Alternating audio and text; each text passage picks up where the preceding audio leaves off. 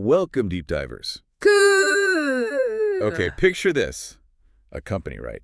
Battling declining sales, losses piling up, and then boom, a massive $53 million contract lands in their lap. Yeah, it's quite the story. So the big question is, can that one deal really turn things around? Sure. Or is this crazy 400% plus stock jump we saw just, classic market overexcitement? Irrational exuberance, perhaps. Exactly. Right. Today we're asking, is turbo energy paving a path to become some kind of new energy giant? Or is this maybe a speculative bubble just waiting to pop? And that's really what we need to figure out. It's a fascinating situation. Here at the Deep Dive, we dig into your sources to pull out what really matters. Today, it's all about Turbo Energy, SA. They trade on NASDAQ, ticker TURB. And everything really centers on that huge stock surge back on September 16th, 2025. We're here to help you understand what's actually going on beneath those flashy headlines. Absolutely. We'll dig into their business, look at the financials, check out their market position, pinpoint the key risks, cut through the noise so you get the real story. Yeah. Ready to dive in. Let's do it. Okay, let's kick things off with Turbo Energy's foundation. We need to understand what they actually do. So let's start with Chapter 1, Business Analysis. Right. So Turbo Energy, SA, they're a Spanish company, and their main focus is photovoltaic energy equipment. PV, for short. Solar power tech. Exactly. Harnessing sunlight for electricity. Ticker's TRB. And yeah, September 16th, 2025, that was the day. Stock went from $2.70 up to an intraday high of $12.40. Wow, quite the jump. We need to know why, though. Definitely. Now, their business model, it's not like they sell straight to you or me. No direct sales. Correct. They use what's called a B2B2C model. So they sell to distributors. Those distributors sell to the professional installers, and then those installers put the systems into homes and businesses. Ah, okay. So that keeps their own sales costs down, presumably. That's the idea. Avoids having a huge, expensive sales team. Right now, most of their money comes from selling the actual hardware. Lithium-ion batteries, inverters, their main all-in-one system called the Sunbox. Sunbox, okay. And a smaller bit from photovoltaic modules themselves. But I heard something about a shift. They're looking beyond just selling boxes. Where's the future value for them? That's a really key point. Hardware is king now, but their big ambition, the long-term play, is all about their special software. It's called SKN. The SKN software. Yeah. They want to monetize that through premium energy services, maybe moving towards an energy as a service model. ES, they call it. ESS, so recurring revenue, higher margins, that kind of thing. That's the goal. That's where the real long-term potential could be, moving beyond just one-off hardware sales. Got it. So it's the smarts inside the hardware that really matter. Tell us more about these key products, especially the Sunbox and the secret sauce software. Right. So the Sunbox is their flagship. It's an all-in-one system for homes and businesses. Integrates the inverter, the batteries, other bits and pieces. But importantly, not the solar panels themselves. You get those separately. Okay. And what makes it special? Two main things, really. First, it's managed by AI software for optimization. Second, it has a patented way of handling EV charging. Apparently, they were also one of the first to bring lithium-ion batteries into the Spanish market. But yeah, you nailed it. The real secret sauce is that SKM software. Okay, so SKN is the brain. How does it actually give them an edge? Well, they developed it all in-house, which is significant. It uses AI, and it pulls in external data, too, like local storm forecasts, things like that. Clever. And it uses all that to optimize the energy flow, decides when to store power from the panels, when to use it, maybe even when to sell excess back to the grid. The whole point is maximizing savings for the user. That intelligence, that's their core tech advantage over companies just selling basic hardware. Okay, and let's talk scale. You mentioned they were tiny before this big news, a nano cap. How big a deal is this $53 million contract for a company that size? Oh, it's absolutely massive. Their market cap was only about $28.44 million before the surge. So a single $53 million contract for their commercial and industrial product, the Sunbox industry, it could literally triple their annual revenue. Triple from one deal. Potentially, yeah. It's not just a big order, it's huge validation. It shows their tech works for bigger, more demanding customers, not just homes. And their main market is Spain now, but they want to expand. Right. Spain's the home base. Goals are to push into 14 other European countries, and eventually they're eyeing the Americas too. So summing up the value proposition, for customers, it's lower bills, energy independence, backup power, all run by smart AI. Pretty much. And for the installers, it's that the Sunbox is quick and easy to install, saves them time and hassle. Exactly. Speed and simplicity are key for the professionals. Okay, this sounds like they're in the right place at the right time, riding these huge renewable energy waves. But what's the wider market like? Let's talk industry analysis within Chapter 1. Yeah, you're absolutely right about the tailwinds. They are incredibly strong. We're seeing just explosive growth in renewables and energy storage globally. It's huge. What's driving that? A few key things. Costs are plummeting. Solar panel prices, for instance, dropped something like 35% just in 2024. Governments are generally supportive with policies, and there's massive new demand coming from electric vehicles and, interestingly, AI data centers, which are incredibly power hungry. Wow. Any numbers on the market size? Get this. The global solar energy storage market was valued at $93.4 billion in 2024. And it's projected to grow at nearly 18% per year, hitting almost $380 billion by 2034. Whoa, that's enormous growth. A 17.8% CGR. It really is a revolution. It really is, and it's a big but. It's crowded. Extremely crowded and intensely competitive. Turbo Energy, remember, is still a very small fish in this massive pond. They're up against nimble startups. Some like EcoFlow have raised over $100 million. And then you've got the huge established industrial players like Victron Energy, Naked Energy, Zola Electric. It's a constant battle for innovation, cutting costs, grabbing market share. You can't stand still. Makes sense. And what about regulations? Seems like government decisions could make or break companies in this space. Absolutely critical. The whole industry is super sensitive to policy changes. Think subsidies, tax credits, rules about selling power back to the grid, net metering. Right. There's some uncertainty, especially in the U.S., with potential laws like the One Big Beautiful Bill Act, OBBA, and import tariffs. But the bigger picture, the long-term global trend towards decarbonizing the grid and hitting climate goals, that's still very favorable. That's the underlying driver. Okay, what about barriers to entry? What stops tons of new companies just jumping in or makes it hard for Turbo Energy to scale up? They're pretty high, actually. First, the technology and the IP, the intellectual property. Developing that AI software like SKN and the integrated hardware like Sunbox, that's complex, it's expensive. Turbo Energy's patents are really vital for them. So tech is one barrier. What else? Manufacturing and scale. To compete on price, you need huge production volumes. Turbo Energy tries to manage this by outsourcing manufacturing to China. But that brings its own risks, right? Yeah. Supply chains, geopolitics. Exactly. It's a trade-off. And the third big barrier is distribution. Building those trusted networks of distributors and installers takes a lot of time and effort. You don't just create those overnight. Okay, so given all that, the competition, the barriers, what are Turbo Energy's actual competitive advantages today? Do they have strong brand recognition? Globally, no, not really. As a nanocap, they're just not well known outside of maybe Spain, especially within the PV installer community there. They are trying to raise their profile with things like partnerships, like one with Uber for an EV charging hub in Spain, high visibility stuff. What about cost advantages? Economies of scale? None currently. We can see that in their financials. Those gross margins collapsing into single digits, that tells you they don't have much pricing power or leverage when buying components. They're not big enough yet. That's a pretty stark picture on the cost front. Yeah. So any network effects or switching costs for customers? There are moderate switching costs once you've got a system installed. It's not trivial to rip it out and put in another brand. And the idea is that their AI software, SKN, deepens that over time. As it learns your usage patterns and optimizes, you become more reliant on it, making switching more costly and inconvenient. So the intelligence is the lock-in, potentially. Which brings us back to their unique assets. It really is all about the software, isn't it? Pretty much. Their primary unique asset, their core capability, is that proprietary, patented, AI-driven energy management software, SKN. That's the secret sauce. That intelligence, combined with the integrated design of the Sunbox, that's their main differentiator. Okay, so compelling tech, huge market potential, but a shaky financial history so far. That makes leadership crucial. Who's steering the ship here, and what's their track record? Time for Chapter 2, Management Evaluation. Yeah, absolutely vital to look at the people in charge, especially now.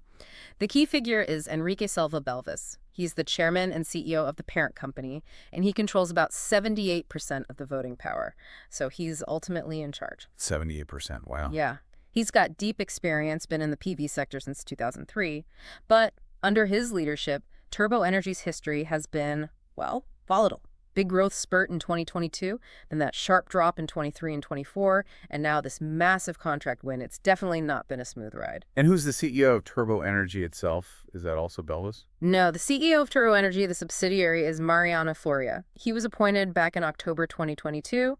He's more the operational guy, the public face in press releases. Does he have relevant experience? Interestingly, his background includes rescuing a furniture company from bankruptcy, so that suggests he might have some turnaround expertise, which could be very relevant given their difficult 2023. Speaking of 2023, that really tough year, how did management handle that downturn? Well, they faced a perfect storm, really. High interest rates, energy prices falling off a cliff, revenue just tanked. Their response, strategically, was to pivot. They started developing these newer, larger products aimed at the commercial and industrial C&I sector. Ah, so the Sunbox industry product that landed the big contract. Exactly. That pivot, that strategic shift, directly led to this potentially transformative $53 million deal. So you could argue that was a pretty effective response to a crisis. They didn't just sit there, they changed direction. What about communication? Are they transparent with investors? Any ethical red flags? They do put out press releases for big news using Globe Newswire, but they don't do the typical things you see from larger public companies like quarterly earnings calls with analysts or detailed investor presentations. So transparency could arguably be better. And ethics? Nothing public to suggest any issues there, and they've shown they're willing to protect their technology. They actually filed a lawsuit against a competitor over intellectual property. Okay, how are they using the company's money? What's their capital allocation strategy? Yeah, it seems focused on organic growth. They've been reinvesting cash, including from their IPO, mainly into R&D, developing that software and hardware, and trying to expand internationally. There's no mention of an M&A strategy, buying other companies. But that ownership concentration, Belvis controlling 78%, does that affect things? Oh, absolutely. It's a major governance point. Because he has so much control, Turbo Energy qualifies as a controlled company under NASDAQ rules. Which means? It means they're exempt from certain requirements, like having a majority of independent directors on their board. For minority shareholders, people like you or me buying stock, this is a risk. Big decisions, like issuing more shares which could dilute existing owners, can essentially be made by one person without needing broad shareholder agreement. Right, your interests might not always align. Okay, what about returning cash to shareholders? Dividends? Buybacks? None. No dividends, no share buybacks. Which, honestly, is totally normal and probably appropriate for a company at this stage. They're young, they're trying to grow, and they're not profitable yet. They need to reinvest every penny. Their IPO documents even said they plan to retain earnings for expansion. Okay, final point on management and capital. Return on invested capital, ROIC. This tells us how well they're actually using the money they invest. What's the story here? This is where it gets pretty ugly, frankly. The numbers are deeply concerning. Their trailing 12-month ROIC is negative 102.4%. Negative 100%. Yeah, and the normalized ROIC, smoothing things out a bit, is still negative 58%. What this means in plain terms is that the company isn't just failing to make money on its investments, it's actually losing more money than it invests. It's destroying capital at an alarming rate. Wow. So investing in TURB today? It's basically a bet. A highly speculative bet that this new C&I product, this massive contract, is going to completely reverse that trend, and fast, because the history shows significant capital destruction. Okay, that ROIC number really puts the pressure on. Let's dig deeper into the numbers themselves. Time for the nuts and bolts with Chapter 3, Financial Analysis. Right, and starting with market cap, we saw that dramatic story. $28.4 million pre-surge, jumping over $173 million intraday on September 16th. A six-fold increase basically overnight. Incredible jump. But what about the actual revenues leading up to that? You said volatile. Extremely volatile. Let's look at the past 4 years. 2021, about $17 million.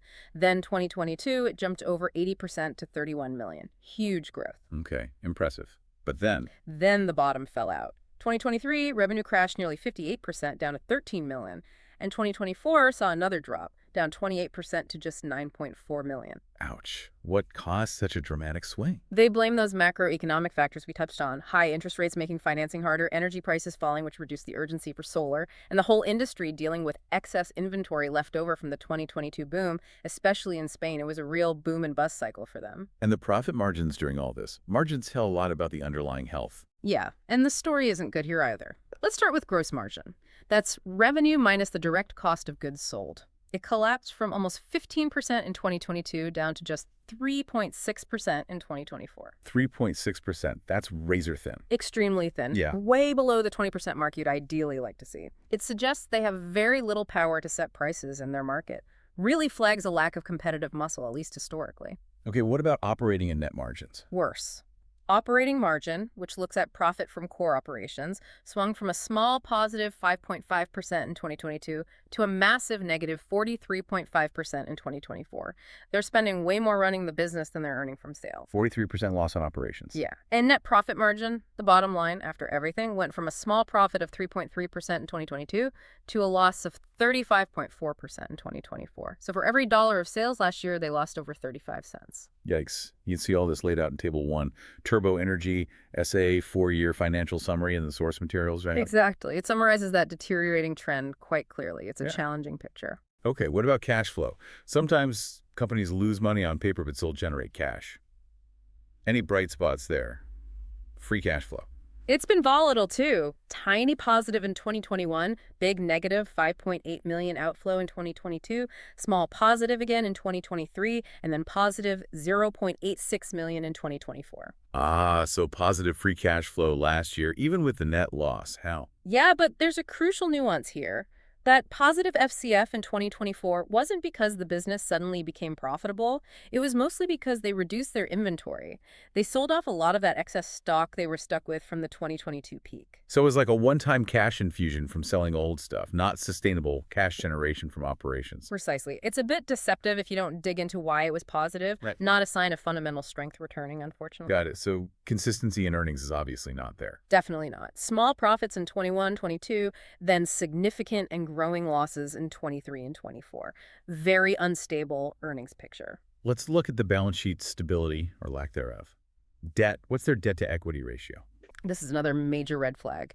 It's alarmingly high at 273.37%, or put simply, 2.73. So nearly 3 times more debt than equity. Yeah. It means the company is financed much more by borrowing than by shareholder equity. That creates significant financial risk, makes them really vulnerable if interest rates go up, and just generally puts them in a fragile position. And what about their ability to cover short-term bills? The current ratio. Also a warning sign, it was 0.93 in the most recent quarter. Anything below 1.0 means a company might not have enough liquid assets, cash, receivables to cover its immediate liabilities, its bills coming due soon. So potentially precarious liquidity, like checking your wallet and not being sure you can cover next week's groceries. That's a decent analogy, yeah. It points to a fragile balance sheet overall. Okay, with negative earnings, the usual price-to-earnings PE ratio is useless. How do we even start to think about valuing this company, especially after that huge stock surge? Right, PE is out, so we often look at price to sales, or PS. Before the big stock jump, TRB was trading around 2.9 times its sales. Okay, 2.9x, and after the surge, After the surge, with the market cap hitting $173 million, that PS ratio ballooned to roughly 17.7 times sales. 17.7. That's a huge jump. How does that compare? It's a massive premium compared to its own history, and it stands out dramatically compared to its peers. If you look at Table 2, peer valuation comparison in the sources, you'll see TURB's 17.7x PS next to peers, where many metrics are NA because they also have issues.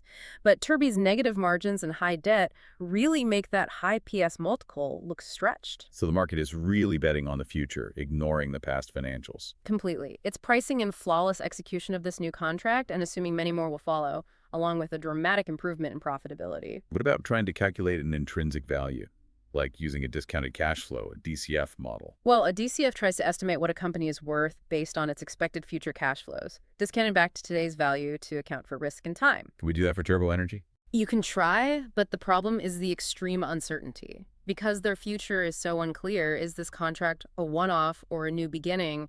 Your assumptions drive everything. So what kind of range do you get? It's incredibly wide. To get anywhere near the current $173 million market cap, you have to make super optimistic assumptions. Like, assuming that $53 million contract represents maybe half their new sustainable annual revenue line, and that they achieve really strong profit margins very quickly, basically a total transformation. And a more conservative view. If you're more conservative, maybe assume the contract is a temporary boost, long-term growth is modest, and profitability returns slowly. Then the DCF value comes out much closer to where the stock was before the surge, around that $28 million market cap. That's a massive difference. What are the absolute key assumptions in any DCF model here? Number one is future revenue growth. Is the $26.5 million annual revenue from this contract the new normal, with strong growth on top? Or just a spike? That's critical.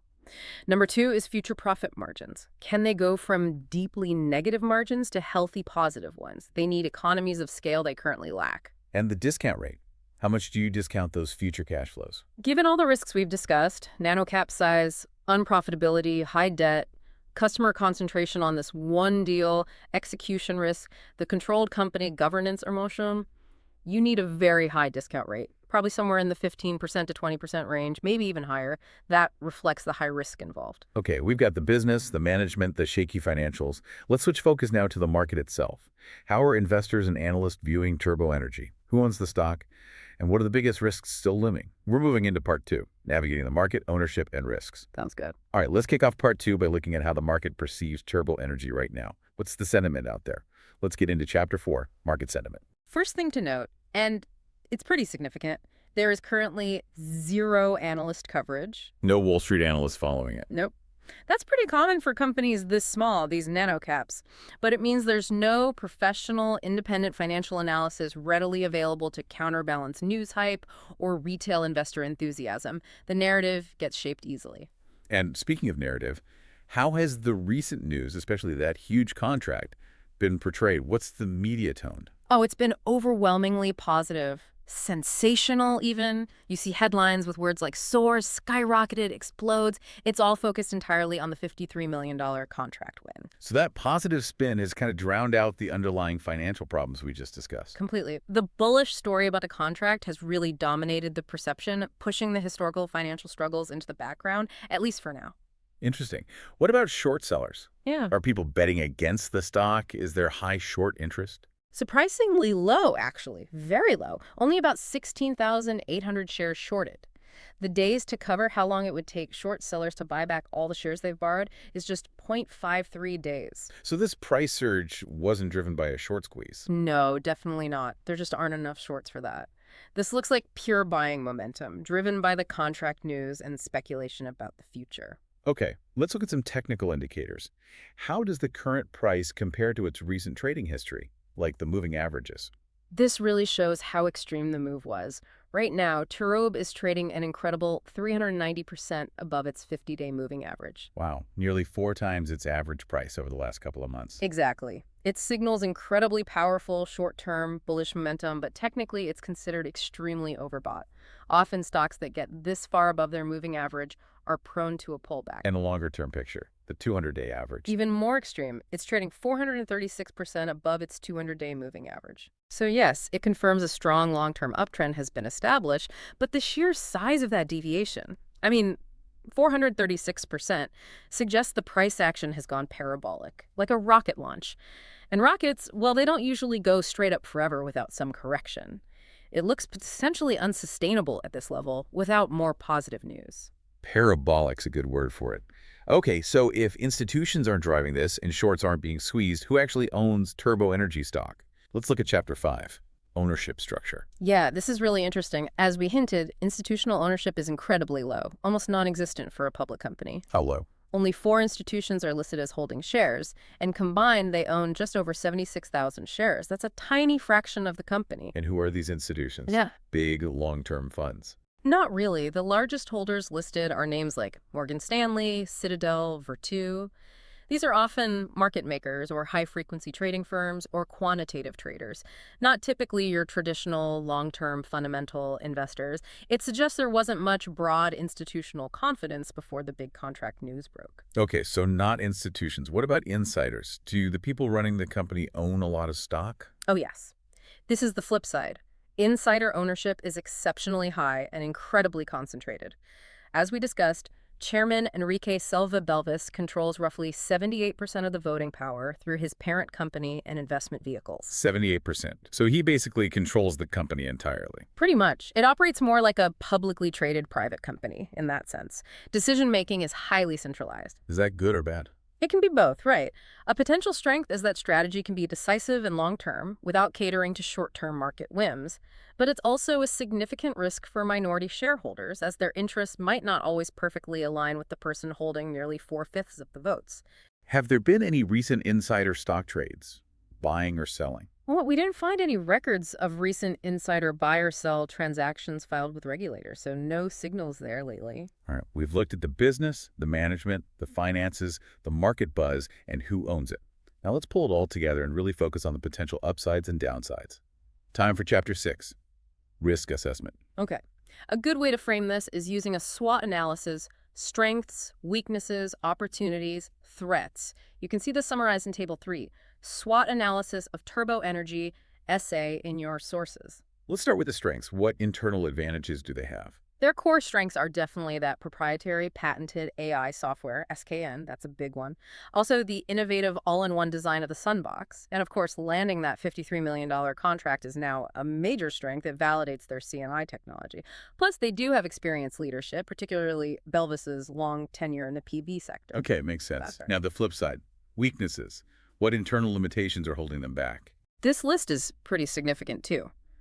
First and foremost, their poor historical financial track record, declining revenue, those collapsing negative margins, the terrible ROIC showing capital destruction. That's weakness number one. What else? That highly leveraged balance sheet, the debt to equity over 2.7, the weak liquidity with the current ratio under 1.0. We also have to include the controlled company governance structure as a weakness from a minority shareholder perspective. And fundamentally, their current lack of scale and proven operational efficiency compared to bigger players. Got it. Now, looking outward, opportunities. What future potential could they tap into? The market opportunity is huge. That massive growth in global energy storage we talked about is the biggest one. Then there's expansion into new geographic markets elsewhere in Europe, the Americas eventually, growth in that large CNI market segment they just cracked into with the big contract. And potentially that future monetization of their SKN software through an ES model. Energy as a service. Right. Plus, the increasing demand from EVs and AI. Those sectors need massive amounts of power and storage solutions. Lots of external opportunity. Okay, but opportunities always come with threats. What external challenges could derail them? The threats are very real. Intense competition from larger, better-funded rivals is a constant pressure. A huge immediate threat is the extreme customer concentration on this single new $53 million contract. If anything goes wrong with that specific project or customer, The impact would be massive. devastating, potentially. Then there's their reliance on Chinese manufacturing that brings supply chain risks, geopolitical risks. Macroeconomic headwinds like high interest rates, which hammered them in 2023, could return. And geopolitical trade issues are a threat, too. Like tariffs. Exactly. We've seen the U.S. put tariffs on things like Spanish wind towers before a 28.5% duty, setting a precedent. And there was a broad executive order in April 2025 hitting PV cells and modules globally with tariffs. If similar tariffs were applied specifically to Turbo Energy's products if they tried to enter the U.S., it could make them uncompetitive overnight. That's a comprehensive look at the risks and rewards. Okay, let's bring this all together. What's the final verdict?